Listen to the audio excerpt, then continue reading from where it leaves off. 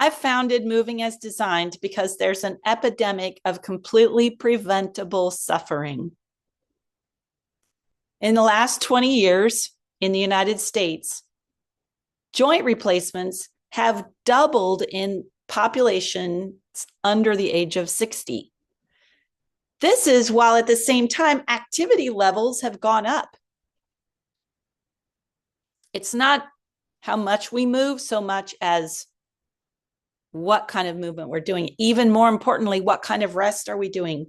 The way most modern humans are sitting looks nothing like our ancestors sat, let alone like the primal squat. If we look in the direction of vitality that doesn't require drugs and surgery, we get the answers. We look at the 100-year-olds that are sprinting in the Senior Olympics. We look at the toddlers who move like superheroes, almost all of them, really.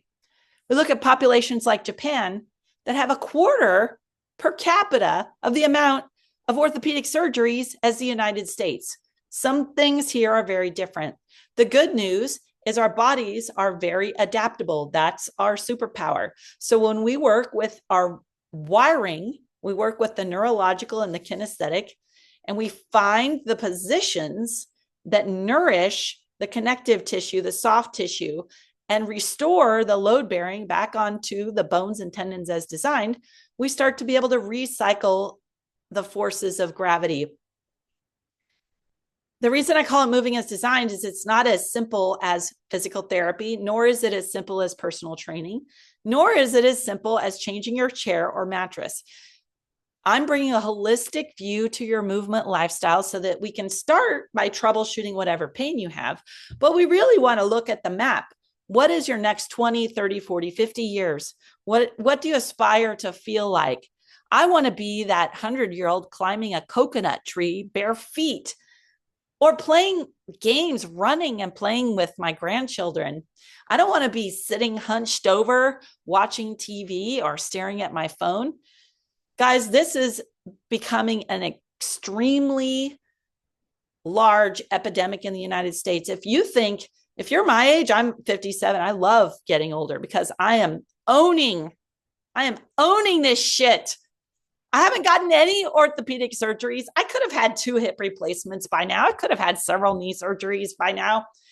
No, I'm owning my body because it loves me, and it's the best investment. If you want to invest anywhere, invest in the health and the vitality of your body. Most of all, do it in a way that's aligned with our ancestors, not some trendy, fatty, harsh way.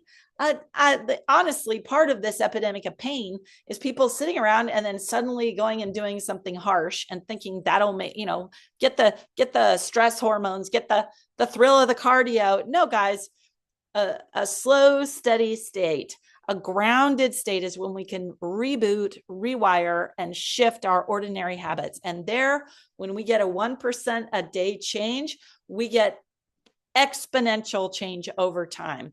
We take the slow, the smooth, the classical, the tested, the known.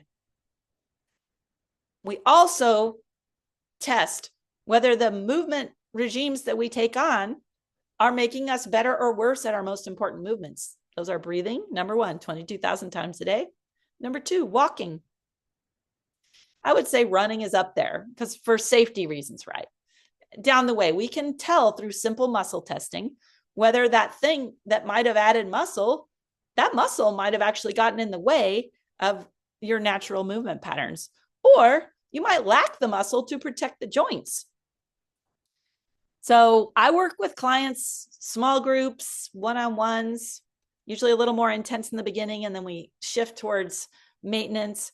And the idea is that you learn for yourself how to discern what are classical and practical ways to move so that you can do whatever the hell you want to do.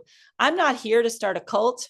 I'm not here to teach you twice a week, every single week. I'm here to help you shift and redesign your movement lifestyle with an eye towards what's best for the whole tribe. It's not going to be the best. I'm warning you now. It's not going to be the best for the chiropractic industry, for the surgery industry, for the gimmicky chair industry. What we're doing here could actually save you a lot of money. You might not even have to go to a physical therapist if you get to know your body well enough. I've never personally had to go to a physical therapist, but I've studied with people with their doctorates in physical therapy, people who are professional sports medicine practitioner. I've trained with several people who train Olympic gold medalist sprinters.